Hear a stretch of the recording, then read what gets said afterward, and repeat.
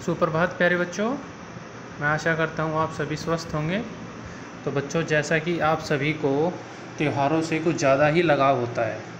त्योहारों से ज़्यादा लगाव होने का कारण कि बच्चों को उस समय खूब सारी मस्ती करने को मिलती है, खूब सारी मिठाइयाँ खाने को मिलती है, घूमने को मिलता है, दोस्तों के साथ मस्ती करने का कोई भी मौका वो नहीं छोड़ते। तो बच्चों, आज का हमारा जो विषय है वो भी एक ऐसे ही त्यौहार पर है।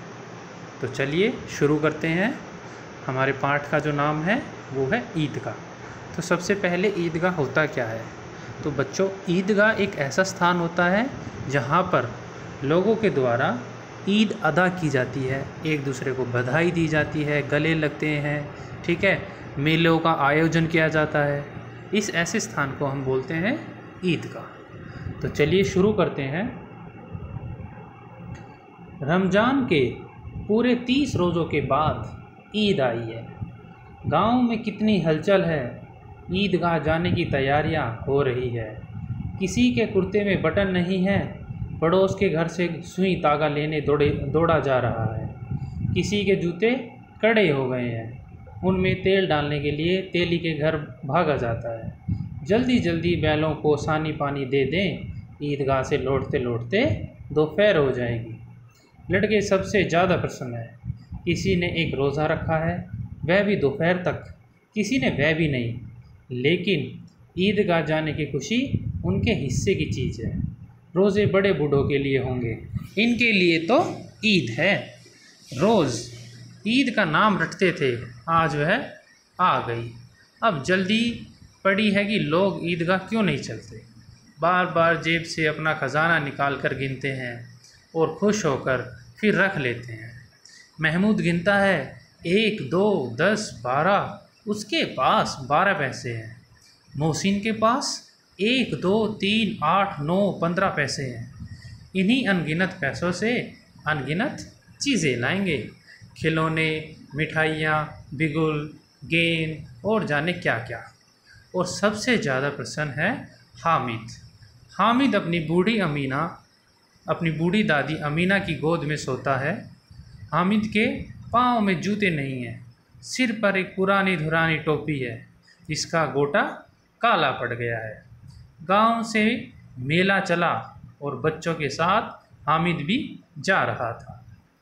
कभी सब के सब दौड़कर आगे निकल जाते, फिर किसी पेड़ के नीचे खड़े होकर साथ वालों का इंतज़ार करते। ये लोग क्यों इतना धीरे चल रहे हैं?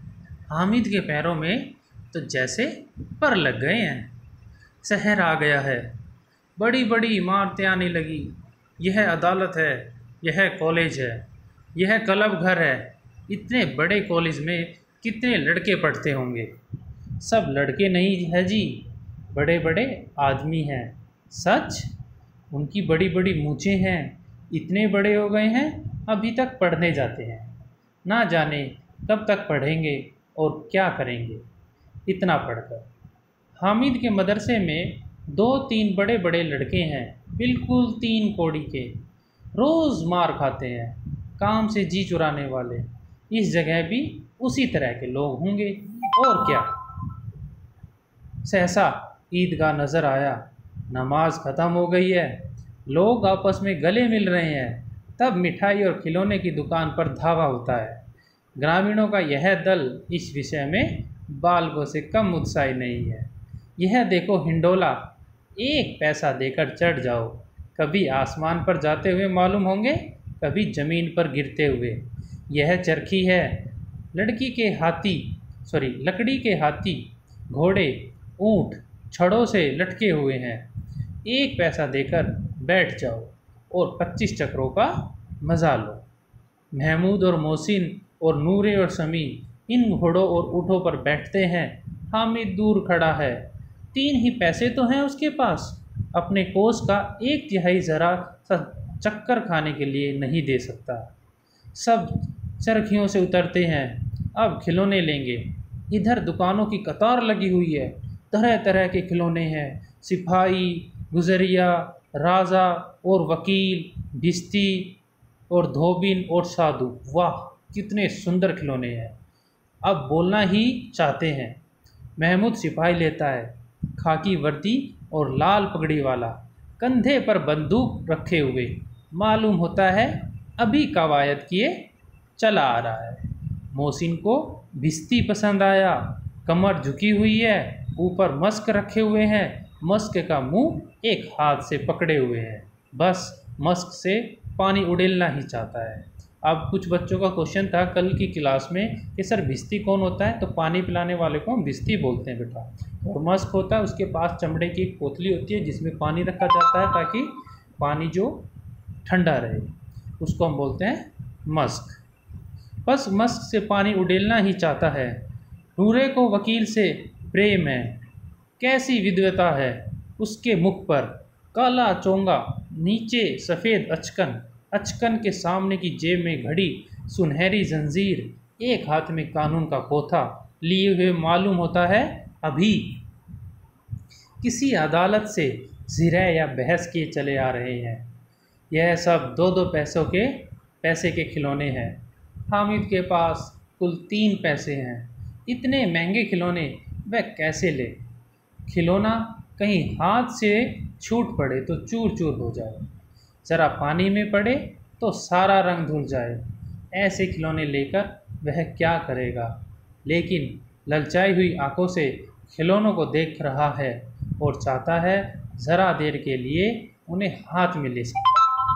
तो बच्चों, अभी हम हमारा ये जो चैप्टर है इसको यहीं तक पढ़ेंगे। चैप्टर थोड़ा बड़ा है, इसका हम सारांश भी समझेंगे क्लास में। अभी आप लोगों को क्या करना है आज कि इस चैप्टर को पूरा पढ़ना है अच्छे से। उसके बाद जो भी कठिन शब्द है उनको आप अंडरलाइन करेंगे और ऑनलाइन क्लास में उनको पूछेंगे। ठीक है, तो ये है हमारा पाठ ईद का, जिसमें बच्चों के उत्साह को दिखाया गया है कि बच्चे ईदगाह को लेकर, ईद को लेकर कितने ज़्यादा प्रसन्न है, कितने ज़्यादा खुश हैं। और वो अपने खजान मतलब अपने पैसे गिनते रहते हैं कि हम वहाँ जाकर ये चीज़ें खाएंगे, मिठाइयाँ खाएंगे, झूलों पर झूलेंगे। इसी के बीच एक ऐसा बच्चा भी है जिसकी आर्थिक स्थिति मतलब जो गरीब है, जिसके पास ज़्यादा पैसे नहीं है, जिसके पास सिर्फ 3 ही पैसे हैं और उसको समझ नहीं आता कि वो क्या करे। अंत में वो क्या निर्णय लेता है कि वो उन पैसों से अपनी दादी के लिए एक चिमटा लेगा। क्यों लेगा? क्योंकि रोटी बनाते हुए उसके दादी के हाथ जल जाते हैं। चलिए, अभी चैप्टर हमारा काफ़ी बड़ा है, इस दौरान ज़्यादा हम इसके बारे में डिस्कस नहीं कर पाएंगे। क्लास में हम इसके बारे में अच्छे से विस्तार से इसके बारे में डिस्कस करेंगे, चर्चा करेंगे।